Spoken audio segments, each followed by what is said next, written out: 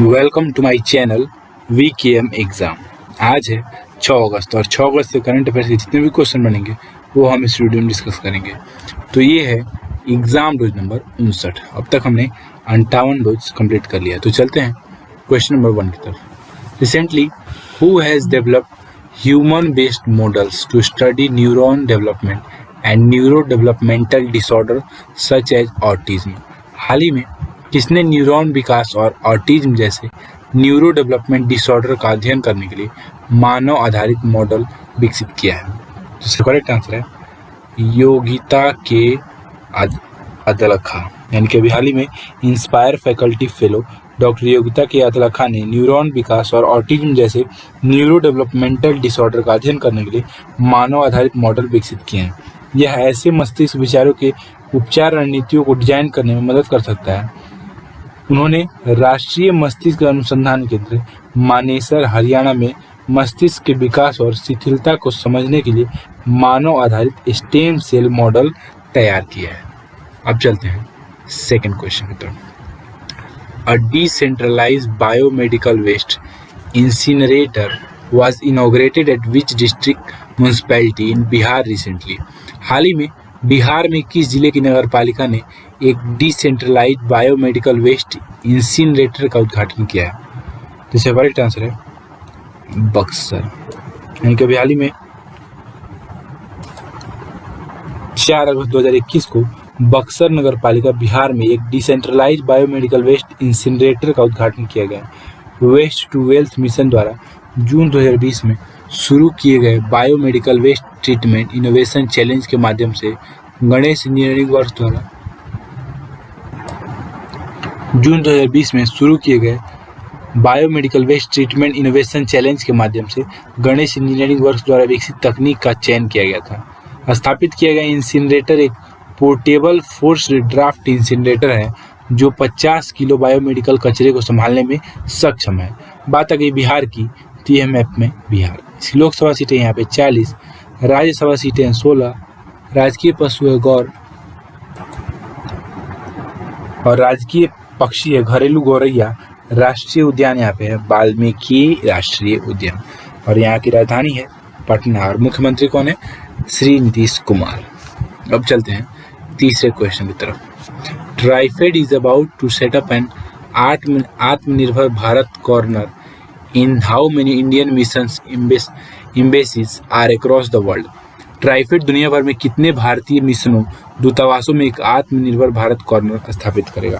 तो इसका correct answer है 100। यानी कि अभी हाल ही में ट्राइफेड दुनिया भर में 100 भारतीय मिशनों दूतावासों में एक आत्मनिर्भर भारत कॉर्नर स्थापित करेगा। प्राकृतिक और जैविक उत्पादों के अलावा जीआई टैग वाले आदिवासी कला और शिल्प उत्पादों को बढ़ावा देने के लिए यह कॉर्नर एक विशेष स्थान होगा। जिन मिशनों और दूतावासों से संपर्क किया गया उनमें से 42 ने उत्तर दे दिए हैं। ट्राइफेड का अर्थ है भारतीय जनजातीय सहकारी विपणन विकास संघ है। अब चलते हैं चौथे क्वेश्चन की तरफ। Recently who has become the first woman to be appointed as director of the 105-year-old Zoological Survey of India यानी कि ZSI? हाल ही में कौन 105 साल पुराने zoological Survey of India ZSI की निदेशक के रूप में नियुक्त होने वाली पहली महिला बनी है? तो इसका करेक्ट आंसर है धृति बैनर्जी। धृति बैनर्जी यानी कि अभी हाल ही में धृति बैनर्जी 105 साल पुराने जूलॉजिकल सर्वे ऑफ इंडिया यानी कि ZSI की निदेशक के रूप में नियुक्त होने वाली पहली महिला बन गई है। वह 2012 से ZSI के डिजिटल सीक्वेंस इंफॉर्मेशन प्रोजेक्ट की कोऑर्डिनेटर है। पर्यावरण, वन और जलवायु परिवर्तन मंत्रालय के तहत 16 क्षेत्रीय केंद्रों के साथ ZSI का मुख्यालय कोलकाता में स्थित है। अब चलते हैं पांचवें क्वेश्चन की तरफ। Eurosport India the sports channel from discovery has appointed whom as the brand ambassador for their flagship motorsport property MotoGP? Discovery के sports channel Euro sports India ने किसको उनकी प्रमुख मोटर स्पोर्ट्स संपत्ति MotoGP के लिए ब्रांड एम्बेसडर नियुक्त किया है? इसका करेक्ट आंसर है जॉन अब्राहम। यानी कि अभी हाल ही में डिस्कवरी के sports channel euro sport India ने अभिनेता जॉन अब्राहम को उनकी प्रमुख मोटर स्पोर्ट संपत्ति मोटो जीपी के लिए ब्रांड एम्बेसडर नियुक्त किया है। वह एक अभियान के माध्यम से भारत में व्यापक दर्शकों के लिए मोटो जीपी का प्रचार करते नजर आएंगे। इस नियुक्ति से पहले अभिनेता ने मोटो जीपी के दिग्गज द डॉक्टर वैलेंटिनो रोसी के साथ मंच साझा किया है और कई मोटो जीपी रेस में भाग लिया है। अब चलते हैं छठे क्वेश्चन की तरफ। According to the order by the Delhi government, the RT-PCR test will now cost how many rupees when samples are collected by the government teams? Delhi सरकार के आदेश के मुताबिक अब सरकारी टीमों द्वारा नमूनों को एकत्र करने पर RT-PCR टेस्ट में कितने रुपए लगेंगे? इसका करेक्ट आंसर है 300। इनके अभी हाल ही में दिल्ली सरकार ने निजी अस्पतालों और प्रयोगशाला में कोविड-19 का पता लगाने के लिए पारंपरिक RT-PCR टेस्ट की दरों को घटाकर 500 रुपये कर दिया। आदेश के मुताबिक अब सरकारी टीमों द्वारा नमूनों को एकत्र करने पर RT-PCR टेस्ट का खर्चा 300 रुपये होगा। सरकार ने नमूनों के होम कलेक्शन की स्थिति में भी जांच की दरों को 800 रुपये से घटाकर 700 रुपये कर दिया है। तो चलते हैं सातवें क्वेश्चन की तरफ। Which of the following has become the 5th country to sign the International Solar Alliance framework agreement after the amendments to it entered into force on 8 January 2021?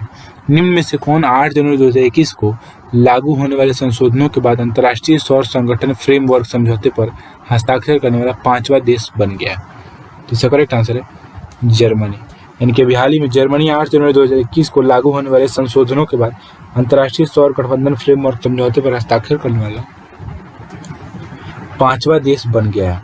Bharat में जर्मनी के राजदूत वॉल्टर जे लिंडनर ने अंतर्राष्ट्रीय सौर गठबंधन framework समझौते की हस्ताक्षरित प्रतियां विदेश मंत्रालय के पास जमा कर दी हैं। बात आ गई है जर्मनी की, तो ये है मैप में जर्मनी।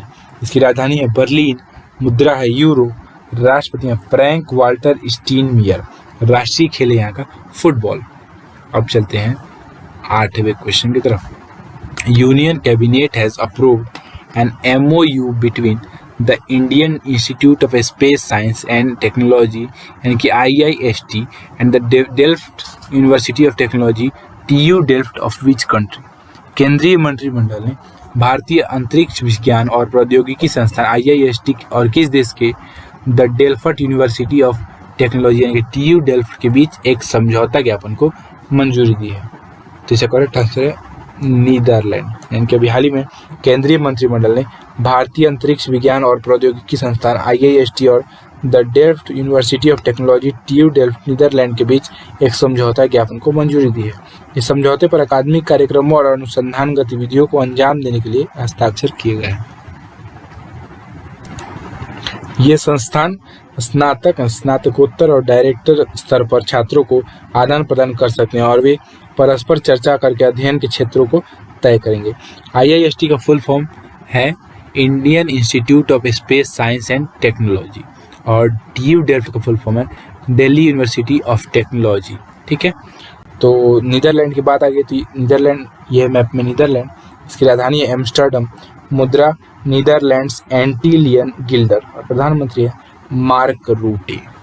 अब चलते हैं 9वें क्वेश्चन की तरफ।